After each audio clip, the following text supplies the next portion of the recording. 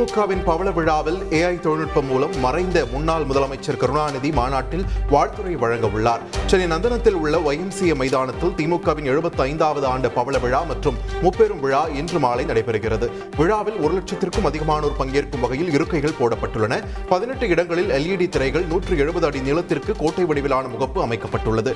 விழாவின் முக்கிய அம்சமாக செயற்கை நுண்ணறிவு தொழில்நுட்பம் மூலம் கருணாநிதி வாழ்த்துரை வழங்க உள்ளார். பாஜகவின் 100 நாள் ஆட்சியில் எதிர்க்கட்சிகள் தன்னை கேலி செய்ததாகவும் அவமதித்ததாகவும் பிரதமர் நரேந்திர மோடி குற்றம் சாட்டியுள்ளார். மத்தியில் பிரதமர் மோடி தலைமையில் 3வது அரசு அமைந்து 100 நாட்கள் ஆகிறது. இந்த சூழலில் குஜராத்தில் 8000 கோடி மதிப்பிலான பல்வேறு வளர்ச்சி திட்டங்களை தொடங்கி வைத்து பிரதமர் நரேந்திர மோடி அடிக்கல் நாட்டினார். அப்போது பேசிய பிரதமர் மோடி 100 நாட்களில் பல அசாதாரணமான முடிவுகள் எடுக்கப்படும் என்று சொன்னது போல் 100 நாட்களில் 100 திட்டங்களை நிறைவேற்றுவதில் எந்த முயற்சியையும் விட்டு வைக்கவில்லை என்று தெரிவித்தார். மக்களின் வாழ்க்கையை மேம்படுத்த கவனம் செலுத்துவதாக, ஆனால் எதிர்க்கட்சிகள் தன்னை கேலி செய்கின்றன, அவமதிக்கின்றன என்றும் குற்றம் சாட்டினார். பிரதமர் மோடி தலைமையிலான 3வது அரசு பதவியேற்று 100 நாட்கள் நிறைவு செய்தது. இந்த 100 நாள் ஆட்சியில் மோடி அரசு எல்லா விதத்திலும் தோல்வியை தழுவியதாக காங்கிரஸ் விமர்சித்துள்ளது. பாஜகவின் 100 நாள் ஆட்சியில் 26 தீவிரவாத தாக்குதல்கள், 104 பெண்களுக்கு எதிரான குற்றங்கள், 56 உட்கட்டமைப்புகள் இடிந்து விழுந்துள்ளன, 36 ரயில் விபத்துகள் ஏற்பட்டுள்ளது என காங்கிரஸ் பட்டியலிட்டுள்ளது. விலைவாசி உயர்வு, வேலையில்லா திண்டாட்டம், பயங்கரவாத தாக்குதல் விவகாரங்களில் என்ன நடவடிக்கை எடுக்கப் போகிறீர்கள் என பிரதமர் மோடிக்கு காங்கிரஸ் கேள்வியையும் எழுப்பியுள்ளது.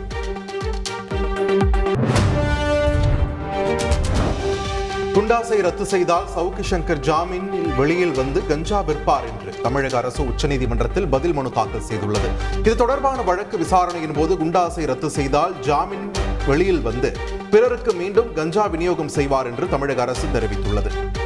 சவுக்கு சங்கர் பயணம் செய்த வாகனம், தங்கியிருந்த அறையிலும் கஞ்சா அரசிதழ் பதிவு பெற்ற அலுவலர்கள் முன்னிலையில் பறிமுதல் செய்யப்பட்டதால் ஜோடிக்கப்பட்ட வழக்கு என கூற முடியாது என்றும் தமிழக அரசு தெரிவித்துள்ளது.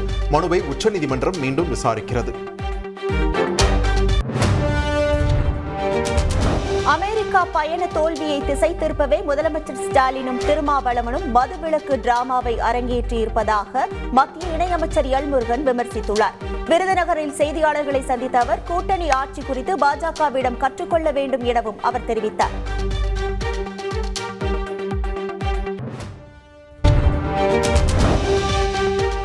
திமுக அதிமுக வாக்கு வங்கி குன்றும் போது ஆட்சியில் பங்கு என்ற குரலை புறந்தள்ள முடியாது என்று விசிக தலைவர் திருமாவளவன் தெரிவித்தார். தந்தி டிவிக்கு பேட்டி அளித்த அவர் கருத்தியல் ரீதியாக தங்களது கோரிக்கை தொடரவே செய்யும் என்றும் குறிப்பிட்டார்.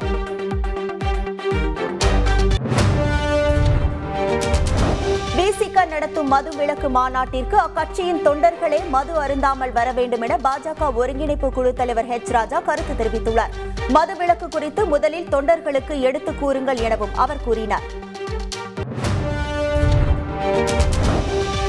மது ஒழிப்பை முன்னிறுத்தும் பாஜகவோடு கூட்டணியில் இணைந்து மது ஒழிப்பு மாநாடு நடத்தினால்தான் திருமாவளவனை மக்கள் நம்புவார்கள் என்று பாஜக மாநில செயலாளர் வினோத் பி. செல்வம் தெரிவித்துள்ளார். புதுக்கோட்டையில் செய்தியாளர்களிடம் பேசிய அவர் 2026 தேர்தலுக்காகவும் சீட்டுகளை அதிகப்படுத்தவும் மது ஒழிப்பு மாநாட்டை திருமாவளவன் நடத்துவதாக தெரிவித்தார்.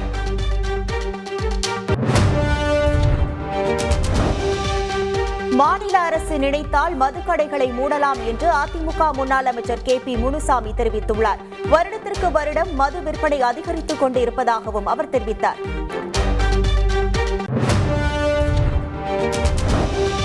தமிழ்நாட்டின் 13 இடங்களில் வெயில் சதம் அடித்துள்ளது. தமிழ்நாட்டில் கடந்த சில நாட்களாக வெப்பநிலை தொடர்ந்து அதிகரித்து வருகிறது. மதுரை, திருச்சி உள்ளிட்ட மாவட்டங்களில் அதிகபட்ச வெப்பம் பதிவாகி வருகிறது. தமிழ்நாட்டில் நேற்று அதிகபட்சமாக மதுரை விமான நிலையத்தில் 104.54 டிகிரி ஃபாரன்ஹீட் வெப்பம் பதிவாகியுள்ளது.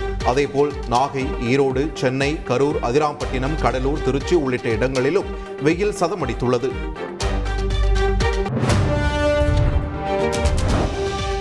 மருத்துவர்களின் கோரிக்கைகளை ஏற்று கொல்கத்தா காவல் ஆணையர் பதவி நீக்கம் செய்யப்படுவார் என்று முதலமைச்சர் மம்தா பானர்ஜி அறிவித்துள்ளார்.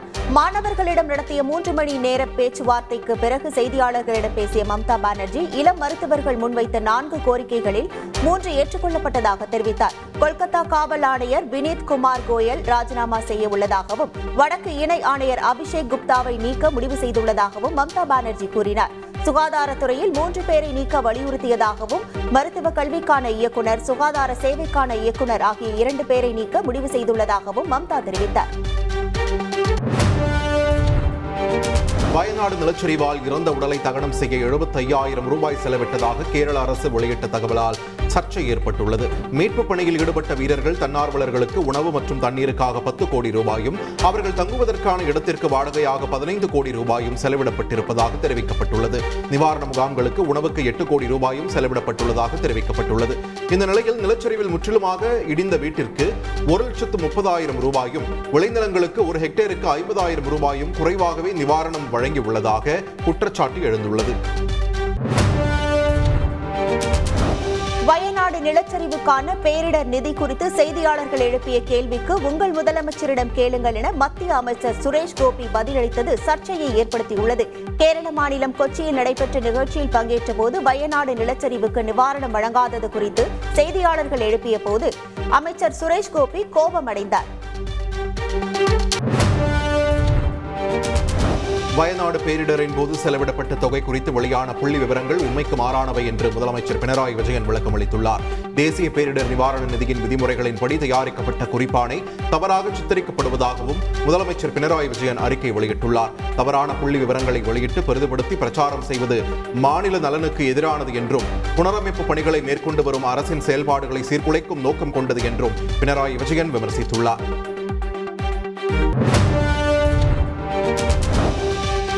முதலமைச்சர் பதவியை அரவிந்த் கெஜ்ரிவால் இன்று ராஜினாமா செய்வார் என எதிர்பார்க்கப்படுகிறது.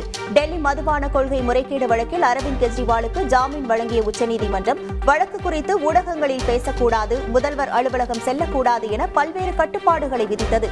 இந்த சூழலில் 2 நாட்களில் முதலமைச்சர் பதவியை ராஜினாமா செய்ய உள்ளதாக கெஜ்ரிவால் ஞாயிற்றுக்கிழமை அறிவித்தார். இந்த நிலையில் டெல்லி துணைநிலை ஆளுநர் சக்சேனாவை இன்று மாலை 4:30 மணிக்கு கெஜ்ரிவால் சந்திக்க உள்ளதாக தகவல் வெளியாகியுள்ளது. இந்த சந்திப்பில் ராஜினாமா கடிதத்தை வழங்குவார் என எதிர்பார்க்கப்படுகிறது.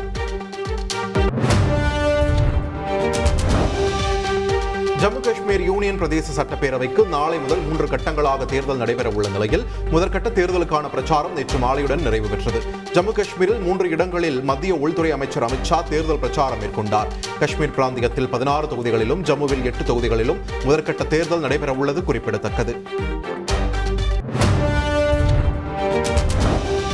மணிப்பூர் மக்களுக்கு குறைந்த விலையில் பொருட்களை வழங்குவதற்காக 16 புதிய கேந்திரிய பண்டார் கடைகள் திறக்கப்படும் என்று உள்துறை அமைச்சர் அமித் ஷா அறிவித்துள்ளார். ஏற்கனவே 21 குறைந்த விலை கடைகள் இயங்கி வருகின்றன. இந்த நிலையில் புதிதாக அறிவிக்கப்பட்டுள்ள 16 கடைகளில் 8 கடைகள் பள்ளத்தாக்குகளிலும் 8 கடைகள் மலைப்பகுதிகளிலும் செயல்படும் என்று கூறியுள்ளார்.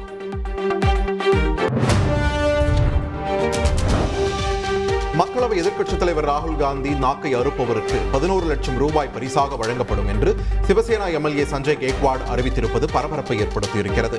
மகாராஷ்டிராவில் இடஒதுக்கீடு கோரிக்கை அதிகரிக்கும் வேளையில் இந்தியாவில் இடஒதுக்கீட்டை முடிவுக்கு கொண்டு வருவோம் என்று அமெரிக்காவில் ராகுல் பேசியிருப்பது பொய் என்றும் சஞ்சய் கேக்வாட் குற்றம் சாட்டியுள்ளார். காங்கிரசின் உண்மை முகம் வெளிப்பட்டு விட்டதாகவும் கூறியிருக்கிறார். சஞ்சய் கேக்வாட் பாஜக கூட்டணியில் இடம்பெற்றிருக்கும் சிவசேனா ஷிண்டே அணியைச் சேர்ந்த எம்எல்ஏ என்பது குறிப்பிடத்தக்கது. கர்நாடகாவின் கோலார் மாவட்டத்தில் மிலாடி நபி ஊர்வலத்தின் போது 2 பிரிவினரிடையே மோதல் ஏற்பட்டதால் பரபரப்பு ஏற்பட்டது. பாலஸ்தீன கொடிகளுடன் சிலர் ஊர்வலத்தில் பங்கேற்ற நிலையில் அவர்களை அப்புறப்படுத்திய போலீசார் கொடிகளையும் கைப்பற்றினர். அதே நேரத்தில் ஊர்வலத்தில் பங்கேற்ற இஸ்லாமியர்கள் 2 பிரிவாக ஒருவரை ஒருவர் தாக்கிக் கொண்டனர். உடனடியாக அவர்களை தடுத்து கூட்டத்தை கலைத்த போலீசார் காயமடைந்த 4 பேரை மீட்டு மருத்துவமனைக்கு அனுப்பி வைத்தனர்.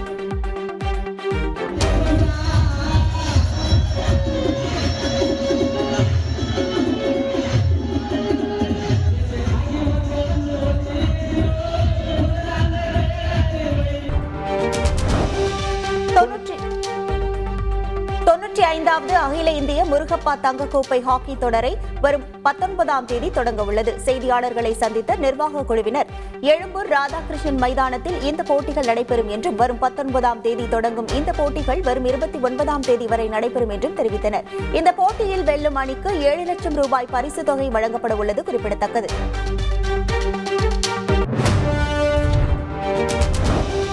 உத்தரப்பிரதேசத்தில் வந்தே பாரத் எக்ஸ்பிரஸ் ரயில் தொடக்க விழாவில் கடும் கூட்ட நெரிசலால் பாஜக எம்எல்ஏ ரயில் முன்பு விழுந்து காயமடைந்தார். ஆக்ரா காண்ட் நகரில் இருந்து வாரணாசிக்கு வந்தே பாரத் ரயில் சேவை தொடங்கப்பட்டது. ரயில்வே இணை அமைச்சர் ரவ்னீத் சிங் பிட்டு இதனை தொடங்கி வைத்தார். கூட்ட நெரிசல் ஏற்பட்டதால் பாஜக பெண் எம்எல்ஏ சரிதா பகௌரியா ரயில் முன்பு தண்டவாளத்தில் விழுந்தார். ரயில் இயக்கும் முன்பே அவர் விழுந்ததால் காயங்களுடன் உயிர் தப்பினார்.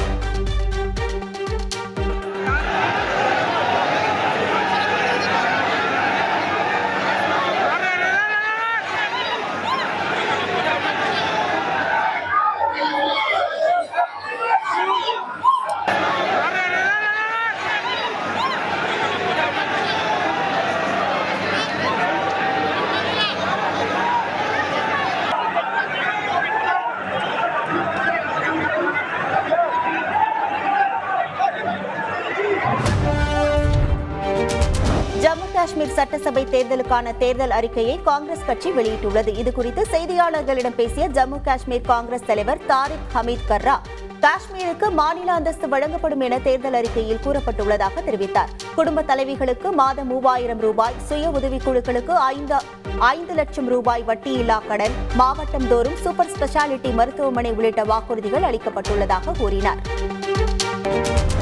உத்தரப்பிரதேசத்தில் பட்டாசு விபத்தால் வீடு ஒன்று இடிந்து விழுந்ததில் 4 பேர் உயிரிழந்தனர். பிரெசோபாத் மாவட்டம் நவ்சாரா பகுதியில் வீடு ஒன்றில் பட்டாசு சேமித்து வைக்கப்பட்டிருந்தது. இங்கு பட்டாசுகள் வெடித்ததில் வீடு இடிந்து விழுந்தது. இடிபாடுகளிலிருந்து 10 பேர் மீட்கப்பட்ட நிலையில் அவர்களில் 4 பேர் உயிரிழந்தனர். மற்ற 6 பேரும் மருத்துவமனையில் சிகிச்சை பெற்று வருகின்றனர்.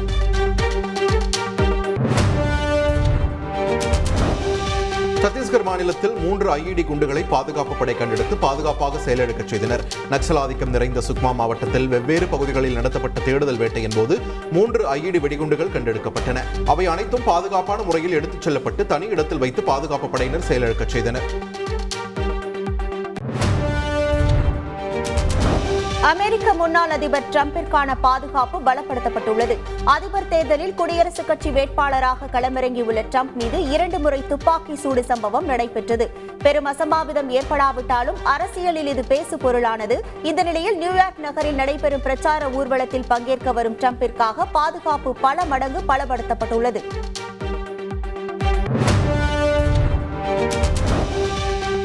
சென்னை கீழ்ப்பாக்கத்தில் சாலையில் சென்று கொண்டிருந்த வாகனங்கள் மீது திடீரென பெய்த சேறு மழையால் வாகன ஓட்டிகள் அதிர்ச்சியடைந்தனர். பர்னபி சாலையில் மெட்ரோ ரயில் சுரங்கப்பாதை அமைக்கும் பணிகள் நடைபெற்று வருகின்றன. இந்நிலையில் சுரங்கத்திலிருந்து திடீரென பீச்சு அடித்த சேறு அந்த வழியாக சென்று கொண்டிருந்த வாகனங்கள் மீது மழையாக பொழிந்தது. இதில் 2 கார்கள் மற்றும் 2 இருசக்கர வாகனங்கள் சேறு மழையில் முழுமையாக நனைந்தன.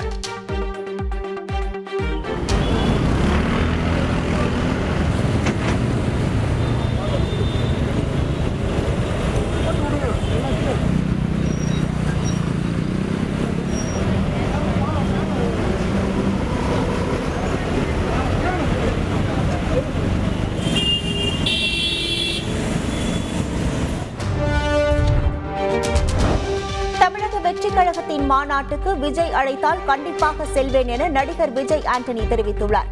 சென்னையில் செய்தியாளர்களை சந்தித்த அவர் விஜய் நல்ல கலைஞர் என்றும் தேர்தலில் வென்றால் நடிக்க முடியாது எனவும் கூறினார்.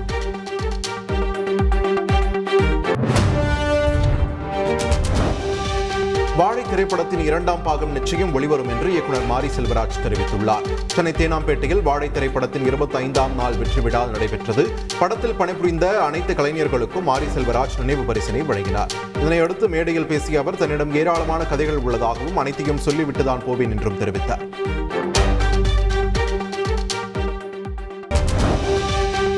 பல்வேறு மாவட்டங்களில் கோவில் கும்பாபிஷேக விழாக்கள் நடைபெற்றன. திருவண்ணாமலை மாவட்டம் சதுப்பேரிபாளையம் கிராமத்தில் 3 கோவில்களில் ஒரே நேரத்திலும், பெரம்பலூர் மாவட்டம் குன்னம் அருகே கீழப்பெரம்பலூர் கிராமத்தில் வரதராஜ பெருமாள் ஆலயத்திலும் கும்பாபிஷேகம் நடைபெற்றது. இதேபோல் கடலூர் மாவட்டம் திருநாரையூர் கிராமம் சுயம் பிரகாச ஈஸ்வரர் கோவில் கும்பாபிஷேகம், திருவண்ணாமலை மாவட்டம் போலூரை அடுத்த காம்பட்டு கிராமத்தில் பச்சையம்மன் கோவில் திருக்குட நன்னீராட்டு பெருவிழா நடைபெற்றது.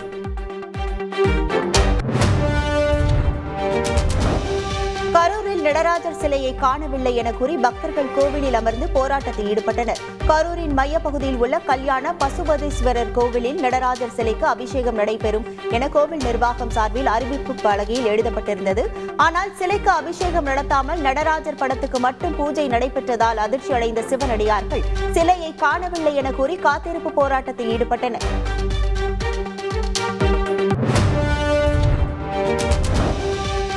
நீர்வளத்துறையின் கோரிக்கையை ஏற்று ஒக்கியம் மடுவு நீர்வழி பாதையை விரிவாக்கம் மற்றும் 5 வழிச்சாலை பாலம் கட்டும் பணிகளை சென்னை மெட்ரோ ரயில் நிறுவனம் மேற்கொண்டுள்ளது. இது தொடர்பாக மெட்ரோ ரயில் நிர்வாகம் வெளியிட்டுள்ள செய்திக்குறிப்பில், பள்ளிக்கரணை ஏரி பகுதிகளில் வெள்ளப்பெருக்கு ஏற்படாமல் இருக்க நீர்வழி பாதை 80 மீட்டர் நீளத்தில் இருந்து 200 மீட்டராக அதிகரிக்க திட்டமிடப்பட்டுள்ளதாக தெரிவிக்கப்பட்டுள்ளது. சென்னை மதுரவாயல் அருகே பைபாஸ் சாலையிலிருந்து தடுப்புகளை உடைத்துக் கொண்டு அரசு பேருந்து கவிழ்ந்ததில் ஆட்டோ ஓட்டுநர் ஒருவர் உயிரிழந்தார். செங்குன்றத்திலிருந்து தாம்பரம் நோக்கி சென்று கொண்டிருந்த அரசு பேருந்து வானகரம் அருகே விபத்துக்குள்ளானது. பேருந்து திடீரென ஓட்டுநரின் கட்டுப்பாட்டை இழந்த நிலையில் தடுப்புகளை உடைத்துக் கொண்டு பள்ளத்தில் இறங்கி கவிழ்ந்தது. இதில் ஆட்டோ ஓட்டுநர் தினேஷ் உயிரிழந்தார்.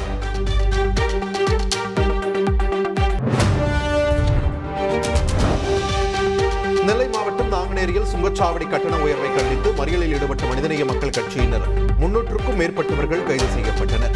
தமிழகத்தில் உள்ள காலாவதியான சுங்கச்சாவடிகளை மூடக்கோரி சுங்கச்சாவடி அருகே முற்றுகை போராட்டம் நடத்தியதுடன் திடீரென மறியலில் ஈடுபட்டனர். இதனையடுத்து போராட்டத்தில் ஈடுபட்டவர்களை போலீசார் கைது செய்தனர்.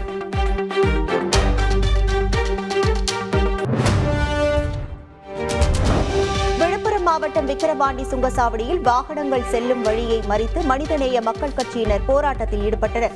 கட்டண உயர்வை கண்டித்தும் காலாவதியான சுங்கச்சாவடிகளை அகற்றக் கோரியும் பதாகைகளுடன் அங்கு திரண்ட மனிதநேய மக்கள் கட்சியினர் கோரிக்கைகளை வலியுறுத்தி முழக்கங்களை எழுப்பினர்.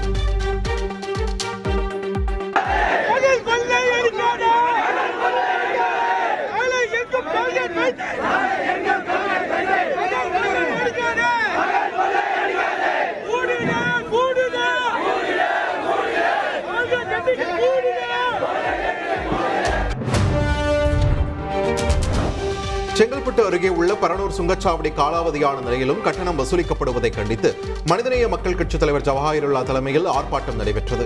அப்போது போராட்டக்காரர்கள் சிலர் சுங்கச்சாவடி வழியாக செல்லும் வாகனங்களை மறித்து போராட்டத்தில் ஈடுபட்டனர். மேலும் சுங்கச்சாவடி பூத் கண்ணாடிகளை சிலர் அடித்து நொறுக்கினர். தாக்குதலில் ஈடுபட்டவர்களை போலீசார் கைது செய்தனர்.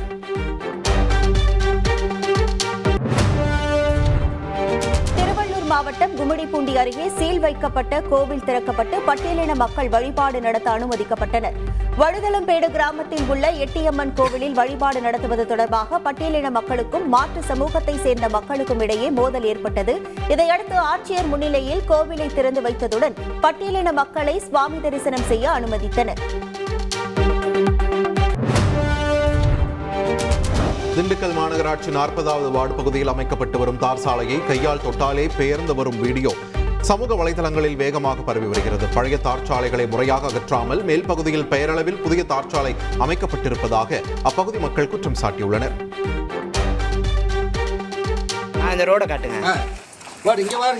இங்க பாருங்க, தார் ரோடு போட்டுக்கிட்டு பாருங்க, தார் ரோடு போட்டுக்கிட்டு பாருங்க. அடியில பறிக்கல ஒண்ணுங்கள பறிக்காம போட்டு ரோட்டை போட்டு ஒண்ணுமே இல்ல, அப்படியே பேப்பர் மாதிரி ஓடு பறிக்கல இப்படியே போடு, ஓடு பறிக்கல ஒண்ணுங்கள அப்படியே மேலாக போட்டு கொஞ்சோண்டு தாரை ஊத்திட்டு அப்படியே பிடிச்சிட்டு போகுது. இது கவர்மெண்ட் மக்கள் காசு நாசமா போயிட்டு இருக்கு. இது மேற்கு வங்கத்தில் இருந்து வந்த 4 பேர் சென்னை சென்ட்ரல் ரயில் நிலையத்தில் திடீரென மயங்கினர். வேலை தேடி வந்தவர்கள் வேலை கிடைக்காததால் பசி மயக்கத்தில் மயங்கி விழுந்துள்ளனர். அவர்களை மீட்ட போலீசார் மருத்துவமனையில் அனுமதித்ததோடு உணவு வாங்கி கொடுத்து அவர்களை சொந்த ஊருக்கு அனுப்பி வைத்தனர்.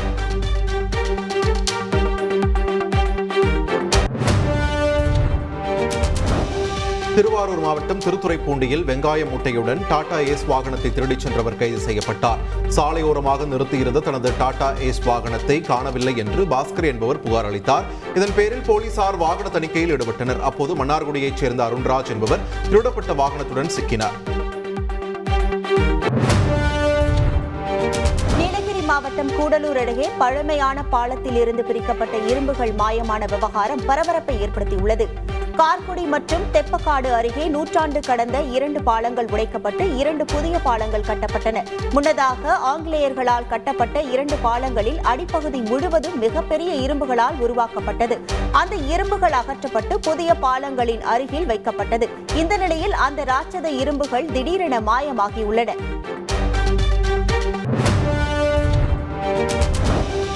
தன்னை பள்ளியில் மீண்டும் சேர்க்க நடவடிக்கை எடுக்குமாறு பள்ளி மாணவர் ஒருவர் சீருடையுடன் மாவட்ட ஆட்சியர் அலுவலகத்தில் புகார் அளித்துள்ளார். காரமடையை அடுத்த புங்கம்பாளையம் பகுதியைச் சேர்ந்த மாணவர் ஒருவர் புஜகனூரில் உள்ள அரசு பள்ளியில் 12ஆம் வகுப்பு படித்து வந்துள்ளார். கடந்த மாதம் பள்ளியில் போதைப் பொருட்களை பயன்படுத்தியதாக அவருடன் சேர்த்து சில மாணவர்கள் பள்ளியில் இருந்து நீக்கப்பட்டதாக கூறப்படுகிறது.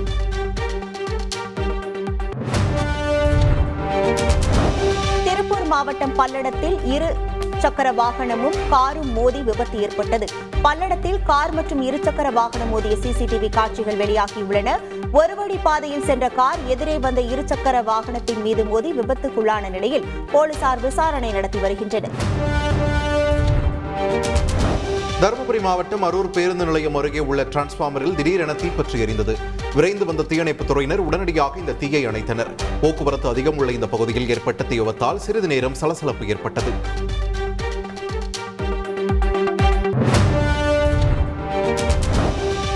புதுக்கோட்டை மாவட்டம் வேந்தன்பட்டியில் திருமண விழாவில் கலந்து கொள்ள சென்ற முன்னாள் அமைச்சர் விஜயபாஸ்கருக்கு ஜல்லிக்கட்டு காளைகளுடன் இளைஞர்கள் வரவேற்பு அளித்தனர். மேடையில் ஜல்லிக்கட்டு காளையை ஆற தழுவி மணப்பெண் முத்தமிட்ட வீடியோ சமூக வலைதளத்தில் வைரலானது.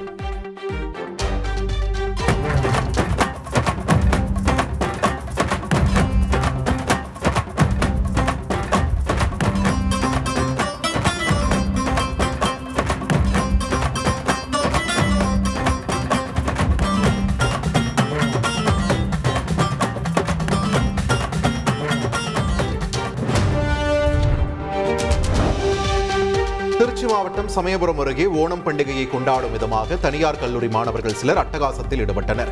இருசக்கர வாகனம் மற்றும் காரில் பொதுமக்களை அச்சுறுத்தும் வகையில் பயணித்த அவர்கள் தேசிய நெடுஞ்சாலையில் பட்டாசும் வெடித்தனர். இந்த வீடியோ இணையத்தில் வைரலான நிலையில் மாணவர்களின் பெற்றோர்களை வரவழைத்து போலீசார் அறிவுரை வழங்கினர்.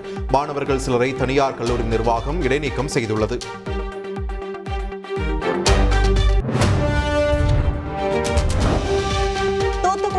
கொடுப்பதாக அழைத்து சென்று முதியவரிடம் வழிப்பறியில் ஈடுபட்ட இருவர் கைது செய்யப்பட்டனர்.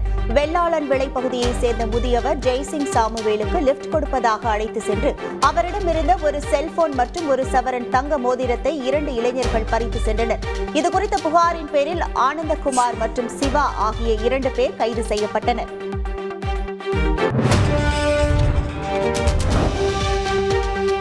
முன்னாள் அமைச்சரும் உடுமலை சட்டமன்ற தொகுதி உறுப்பினருமான உடுமலை ராதாகிருஷ்ணன் உடுமலை பல்லடம் சாலையில் இருசக்கர வாகனத்தில் சென்று விபத்தில் சிக்கிய வீரகுமார் என்பவருக்கு உதவி செய்தார். ஆம்புலன்ஸுக்கு தகவல் தந்து வரவழைத்து விபத்திற்குள்ளானவரை சிகிச்சைக்கு அனுப்பி வைத்தார். இதுகுறித்த வீடியோ சமூக ஊடகங்களில் பரவியது.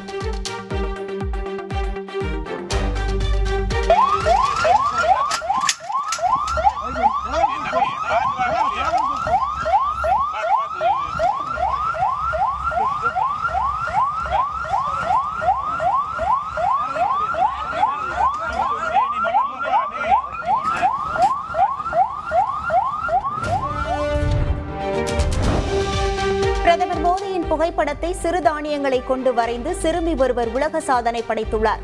தாம்பரம் அடுத்த கவுப்பாக்கம் பகுதியைச் சேர்ந்த 8ஆம் வகுப்பு மாணவி பிரெஸ்லி சிக்கைனா மோடியின் பிறந்த நாளை முன்னிட்டு 800 கிலோ சிறுதானியங்களை பயன்படுத்தி 600 சதுர அடி பரப்பளவில் 12 மணி நேரத்தில் ஓவியத்தை வரைந்தார். இதனை யூனிகோ உலக சாதனை நிறுவனம் அங்கீகரித்துள்ளது.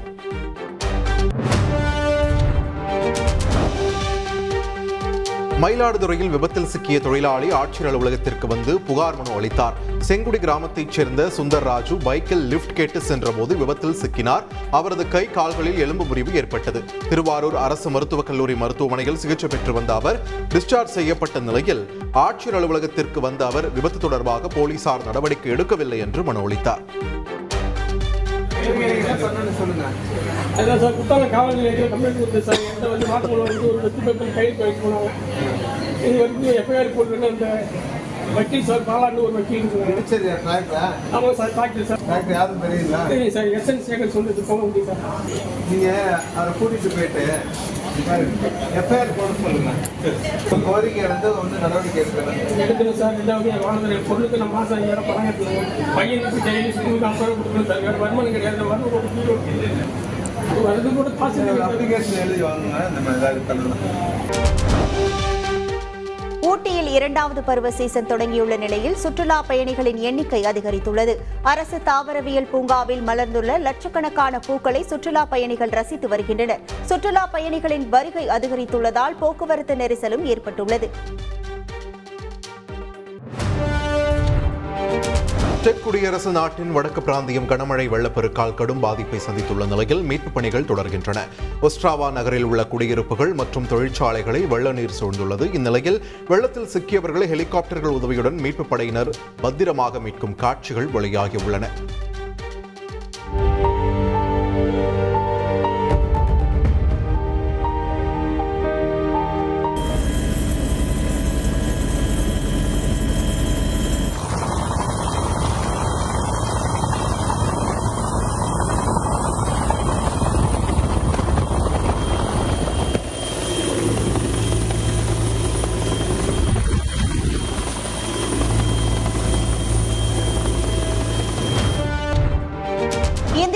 அணியின் முன்னாள் கேப்டன் தோனி அமெரிக்காவில் தனது நேரத்தை செலவிட்டு வருகிறார். சமீபத்தில் அமெரிக்கா சென்ற தோனி தனது நண்பர்களுடன் இணைந்து பல்வேறு இடங்களுக்கு சென்று வருகிறார். இந்த நிலையில் நண்பர்களுடன் இணைந்து கால்பந்து போட்டியை தோனி கண்டுகளித்துள்ளார். இது தொடர்பான புகைப்படங்களை ரசிகர்கள் பகிர்ந்து வருகின்றனர். சர்வதேச கிரிக்கெட் கவுன்சிலின் ஆகஸ்ட் மாதத்திற்கான சிறந்த வீரர் மற்றும் வீராங்கனைகளுக்கான விருதுகளை இலங்கையைச் சேர்ந்தவர்கள் வென்றுள்ளனர். சிறந்த கிரிக்கெட் வீரராக இலங்கை ஆல்ரவுண்டர் துனித் வெல்லலாகே தேர்வாகியுள்ளார். சிறந்த வீராங்கனையாக இலங்கையைச் சேர்ந்த ஹர்ஷிதா மாதவியை ஐசிசி தேர்வு செய்துள்ளது. ஒரே நேரத்தில் சிறந்த வீரர் மற்றும் வீராங்கனை விருதுகளை வென்று இலங்கை அசத்தியுள்ளது.